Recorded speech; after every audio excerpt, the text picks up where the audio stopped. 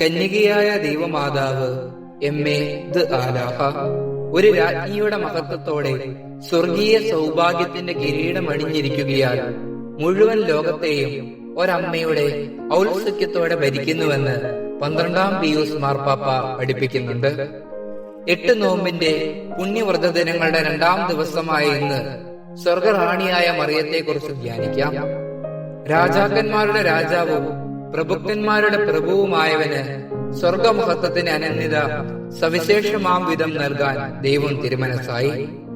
സഭയുടെ ആദ്യകാല ഗ്രന്ഥകർത്താക്കൾ മറിയത്തെ രാജാവിന്റെ അമ്മയെന്നും കർത്താവിന്റെ അമ്മയെന്നും അഭിസംബോധന ചെയ്യുന്നത് മറിയം എത്ര ഔന്നിത്യമുള്ളവളാണ് എന്ന് സൂചിപ്പിക്കുന്നു.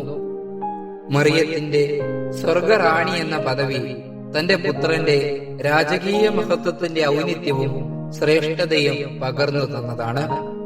ആ സ്വർഗീയ റാണിയുടെ മഹത്വത്തിന്റെ ശോഭയിൽ അവിടുത്തെ പുത്രന്റെ മഹത്വത്തിൽ പങ്കുചേരാൻ നമുക്ക് സാധിക്കും. സ്വർഗം തന്റെ ആശ്ലേഷത്താൽ താങ്ങി നിർത്തിയിരിക്കുന്ന മറിയത്തോട് പൗരസ്ത്യ സഭാപിതാവായ മാർ അപ്രേം ഇപ്രകാരം പ്രാർത്ഥിക്കുന്നു: നാശം വിതയ്ക്കുന്ന സാത്താൻ എന്നെ തോൽപ്പിച്ച് അഹങ്കരിക്കാതിരിക്കാനും എന്റെ ദുഷ്ടശത്രു എന്റെ മേൽ വിജയം വരിക്കാൻ ഇടയാകാതിരിക്കാനുമായി മഹോന്നതയും സ്വർഗീയ വനിതയുമായവളെ, സ്വാമിനി, റാണി, എന്നെ നിന്റെ ചിറകിൻ കീഴിൽ നിർത്തുകയും സംരക്ഷിക്കുകയും ചെയ്യണമേ. ദൈവമാതൃത്വത്തിന്റെ ധന്യതയാൽ തന്നെ റാണിയുടെ മഹത്വം സ്വന്തമാക്കിയ അമ്മ നിത്യരക്ഷയുടെ കർമ്മത്തിലെ സഹകാരിണി എന്ന നിലയിൽ സ്വർഗറാണി എന്ന മഹത്വത്തിന് എന്നേക്കും തികച്ചും യോഗ്യത നേടി. സ്വർഗത്തിലെ നമ്മുടെ റാണിയായ മറിയത്തിന്റെ മാധ്യസ്ഥത നമുക്ക് തേടാം. വിശുദ്ധിയുള്ള ജീവിതയാത്രയ്ക്ക് അമ്മേ മാതാവേ തുണയായിരിക്കണമേ.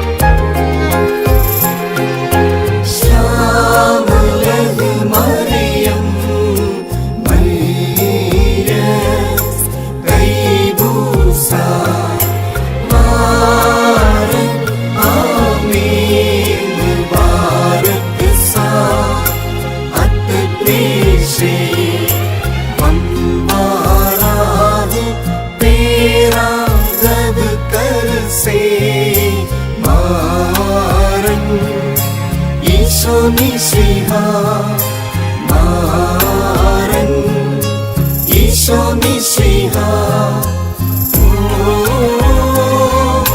मत मरियम सुल्तायम निदाला बारापा हत्ताई हाशा मब कोलयंदा बादशाह